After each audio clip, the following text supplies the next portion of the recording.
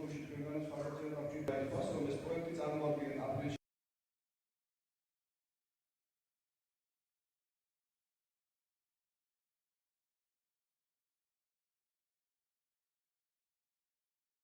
ცვლილება შეეხო მხოლოდ საშტატო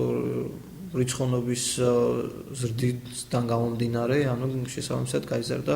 სახელმწიფო ფონდიც. სახელმწიფო ფონდი გაზრდილია, იმიტომ რომ ჩვენ თქვათ საბავშვო ბაღისა და 1300 თანამშრომელია, თქვათ ჩვენს ბიბლიოთეკებში და სხვადასხვა ორგანიზაციებში ჩვენ ვახდენთ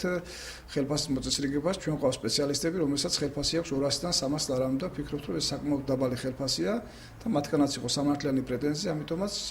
ჩვენ ვცდილობთ, რომ როგორც კი გვაქვს რესურსი, იმის შესაბამისობის ფარგლებში გავზარდოთ ხელფასები.